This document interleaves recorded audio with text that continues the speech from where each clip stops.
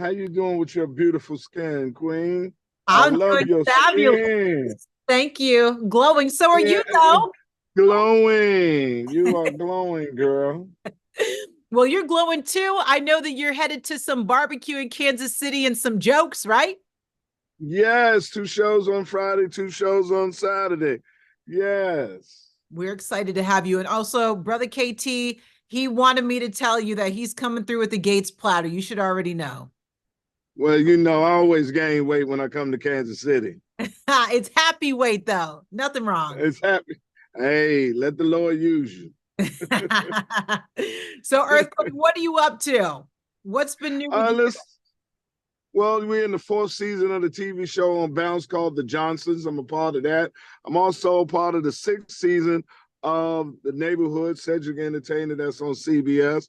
I'll be in this movie called Unfrosted. Is Jerry Seinfeld movie that'll drop May 3rd on Netflix this month and next month, I'm sorry. And I have the #1 radio show on Kevin Hart's Laugh Out Loud, Sirius XM Channel 96 called Quake House.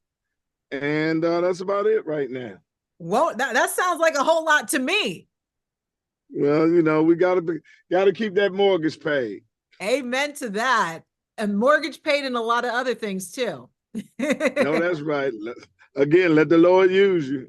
Yes. Okay. So can we add a new Netflix special to the list of things that you're doing?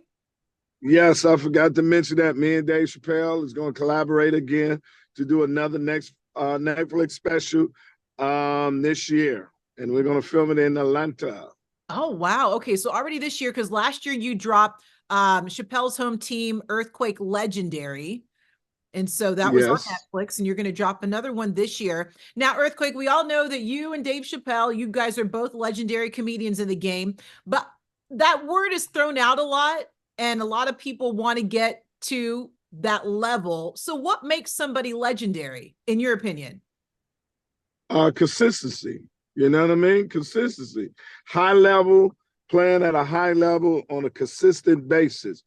Um, Always being fresh, always having being relevant, able to have content that resonates with everyone. I mean, staple, laughter, funny, uplifting, educational, not cynical. Those type of things. I mean, when you're around as long as I've been, 30 years, and you still playing at a high level like LeBron is, that what makes you legendary. So I know that this industry has a lot of ups and downs. How do you keep yourself motivated? Because, Instagram and social media, it shows a lot of highlights of what people's lives are. And of course, there's some lows, but there's some high highs. What's your motivation? Well, to be quite honest with you, I know no matter what I'm going through, there's somebody else in this world would love to have what I have and take it as a blessing. So as long as you know those people exist, it keeps the humility where it's supposed to be, with the thank of God. You know what I mean? So I always are thankful that I never take it for granted that I woke up this morning, because a lot of people didn't wake up. I never take for granted I can see, I can talk. I know it sounds cliche, but these are blessings. There's a lot of people that can't walk, can't see, don't have people that love them. So as long as those things, I every morning I wake up and I tabulate the blessings I have, and it keeps me where I need to be. I mean, I get disappointed. I do get upset when things don't go my way, but I immediately come back to earth when I find out that, hey, there's other people, don't have nowhere to live. And I live in a spacious mansion. You know what I mean? So these are gifts. When I see a homeless dude that looks just like me, I look at him and say, that could be me. Right. Having a grateful mindset. Yes, grateful mindset. I like that. I'm gonna keep that. Grateful mindset. I 10%. got you. I'm charging 10%. 10%. I'm kidding. Grateful mindset. Okay, so of course we got to touch on, the beef. There's a lot of beef in the world, in rap and in comedy. Your name was thrown out. Are you guys okay now? Did any apologies happen? How are we doing? I mean, the world is big enough that I don't need an apology. I mean, the great thing about that, no matter, the only problem I have with people is the arrogance to feel that, they was put on this earth to tell you how you supposed to be. Who are you to tell somebody how they should be living their life? And who anointed you, the orator of who's a real brother and who ain't a real black person and who's that? So when I do that, I don't pay it no attention. That's just one less person, that I have to use this good air guard to put in my body to speak to and deal with. And it's okay. You know what I mean? I mean, this world will go around if me and any of those people don't get along, because he's not Russia and I'm not United States, and the world is not dependent on our relationship for it to exist. So it's really not that important to me anyway.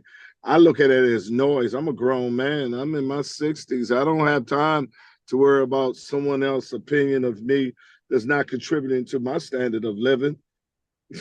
So basically unbothered. Unbothered, basically. You know what I mean? You need to be telling that to somebody who depends on you, that cares what you think. And I'm neither. Right. So, but as a comedian, I know that you guys are always very competitive. Did you ever feel the need to respond? Of course you do, because I'm wicked with minds. But see, I understand what the times we're living in now. The internet is a burning fire, and I refuse to throw another log in it for it to burn. It'll be something else for it to go. Someone else would throw another log in and it'll move on and it'll be somebody else. I just refuse to participate in it. I refuse to throw a log in it, and I don't have to defend myself against, I mean, I don't have to defend myself against anyone because God knows who I am. So that's what it is. It's more than that in it. So I don't. But yes, is because man to man is really hard from a man's point of view when physically, there's nothing that they can do with you, man to man, and intellectually, you love your chances there too, but you'll never win on it. You know what I mean? You'll never win. Keep going round and round. Now, let me ask you this, because, your comedy beef happened first, and then we got into this whole rap beef, and it was Kendrick Lamar and Drake and J. Cole, and J. Cole basically bowed out. So what's your take on that? Do you think that Drake needs to respond? Do you look at J. Cole differently because he bowed out? What's your take on this beef? Yeah, I do look at J. Cole differently, and I have even more respect for him because he's a grown man, and talk about it didn't set sail. I mean, it did not set well with his spirit. And I'm the same way. And to be quite honest with you, what he was saying and the way I interpret it is, we supposed to be the men that have achieved, that got out the ghetto, that got out the hood, made great, success in our lives. We are successful. And if we can't problem solve better than that, and we have all the things that this world has to offer in materialistic things and opportunity, if we can't do it, then how do we expect our kids that's on the block to have nothing to be able to deal with their problems? No wonder they're killing each other. No wonder they're going strictly to violence and everything. If the ones who supposed to made it, the ones who they look up to it, get into a similar situation with any problem, and they're going at each other. Where's the refuge? Where's the sanctuary? Where is it? Hey, I finally made it. Everything is good. This is where you want to achieve. If you get up there and you still beefing and you're supposed to have it all. I'm in $1 million mansion, sitting here and I'm still mad going at another brother. And one more thing to just be on this soapbox, as a black man, I could never go against another black man because I know it's a man out here that want to get rid of both of us based upon our pigmentation. And I just wish I had the comfortability of that ignorance to know that doesn't exist. But I do, so I can't. Right. You can't lower yourself to that.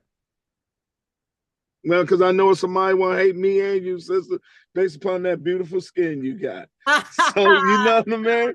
You know what I mean? Just based upon that. So, I know, it's a higher power that want to get rid of me and you, so I can't go at you. Right. Right, right. Well, I mean, words for thought, and very, very, very smart way to look at it too. So I'm with you on that. And also, why give someone the attention and the money and the clicks? Because that's what they wanted in the first place. I'm not going to entertain you. Exactly. You're gonna have to hate me from the cheap seats. You understand? You're gonna have to hate me from the cheap seats. You got to find another way to be relevant. And what I say when it comes to comedians' beefs, where your jokes at? Where the jokes? Right. You understand? At some point, you got to be funny. Mm-hmm.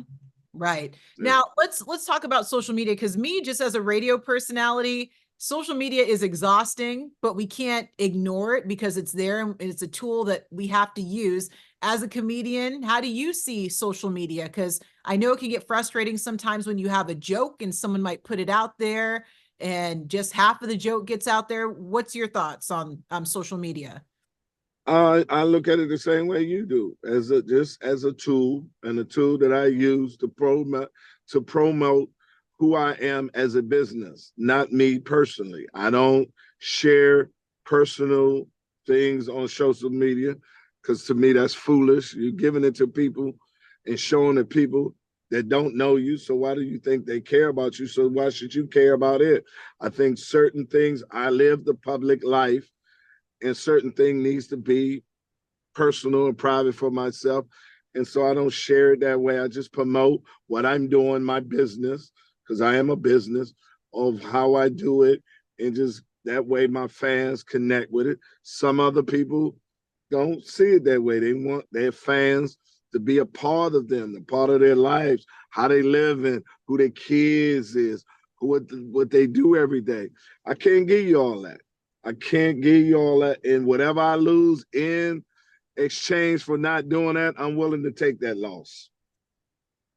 I'm with you on that one too. Earthquake, oh my goodness, it's been a great conversation with you. So if you guys want to get in on more of this wisdom along with the jokes, he's going to be at the Funnybone, not the Improv, but you get your tickets at improvkc.com. But he'll be at the Funnybone on Friday and on Saturday, 2 shows on Friday, 2 shows on Saturday. You can look forward to another Netflix special from him, along with a whole laundry list of other things, because he is getting Jerry Seinfeld movie, May 3rd. Unfaltered. He put me in there because my Netflix was so hot. He just gave me a cameo, and I'm so glad for it, Jerry.